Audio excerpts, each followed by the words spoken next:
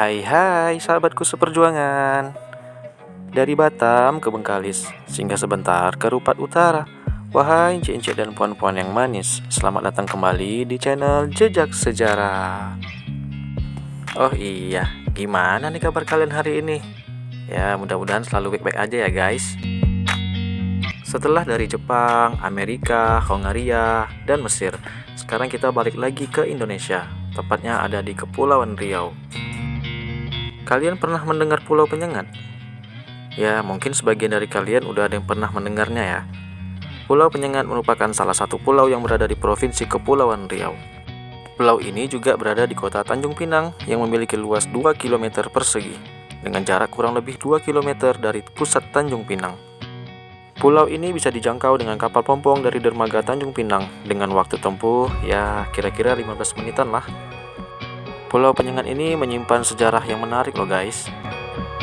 Menurut cerita lokal sih, penyengat berasal dari kisah seorang pelaut yang disengat lebah pada saat mengambil air di pulau ini, sehingga disebutlah Pulau Penyengat. Dan orang Belanda menjuluki pulau ini sebagai Pulau Indra dan Pulau Mars, sehingga Pulau Penyengat dikenal juga sebagai Penyengat Indra Sakti. Dan di pulau ini juga terdapat sebuah masjid yang bernama Masjid Sultan Riau. Masjid ini dibangun dengan bahan putih telur sebagai perekat.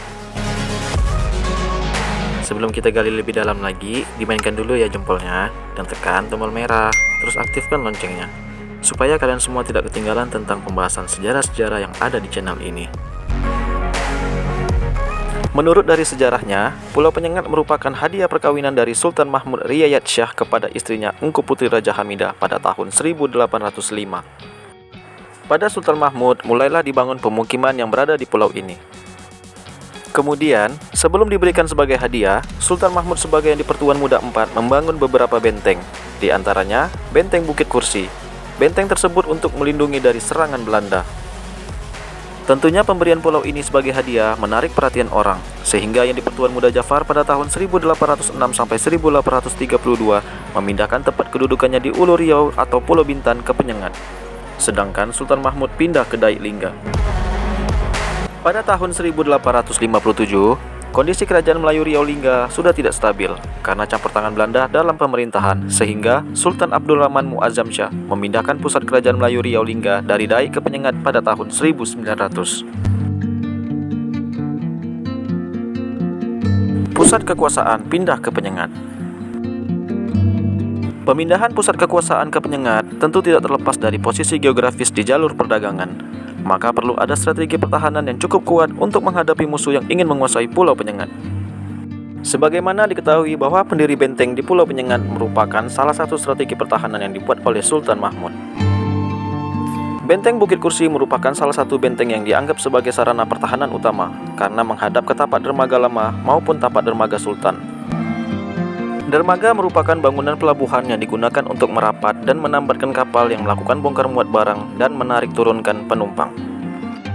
Benteng Bukit Kursi berada di sebuah bukit dan merupakan benteng pertahanan yang memiliki dena segi 4 yang terbuat dari susunan pasangan batu bauksit. Dan benteng Bukit Kursi mempunyai ukuran yang sangat luas. Area benteng tersebut memungkinkan ditempatkannya pasukan dalam jumlah yang cukup besar. Benteng ini dikelilingi parit sedalam kurang lebih 3 meter. Sebagai tempat perang, benteng Bukit Kursi dilengkapi dengan meriam yang berjumlah 8 buah.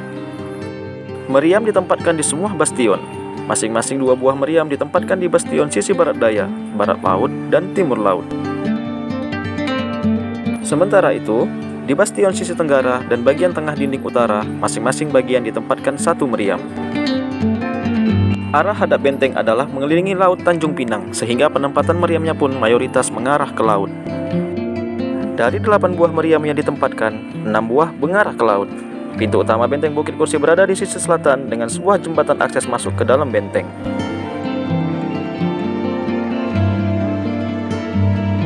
Masjid Sultan Riau. Jika berkunjung ke Tanjung Pinang, wisata ke Pulau Penyengat jangan sampai terlewat. Pulau yang terletak di kawasan Tanjung Pinang, Kepulauan Riau ini memiliki ikon yang wajib dikunjungi, yakni Masjid Sultan Riau. Masjid ini dibangun pada masa pemerintahan yang di Pertuan Muda ke-7 Raja Abdurrahman tahun 1832. Ia merupakan cucu dari Raja Haji Fisabilillah, pahlawan nasional Indonesia asal Riau. Bangunan utamanya berukuran 18 kali 20 meter dan ditopang 4 tiang beton. Begitu naik tangga dan melewati gerbang masjid, di sisi kiri dan kanan terdapat pendopo. Masjid tersebut memiliki 13 kubah yang bentuknya seperti bawang. Dan uniknya, jumlah keseluruhan menara dan kubah di masjid ini ada 17 yang melambangkan rakaat sholat 5 waktu sehari semalam. Hambali mengatakan bahwa mulanya masjid tersebut dibangun dengan kayu. Bentuknya juga kecil, tidak sebesar saat ini. Namun, lama-lama masjid itu tak muat menampung masyarakat Pulau Penyengat untuk beribadah.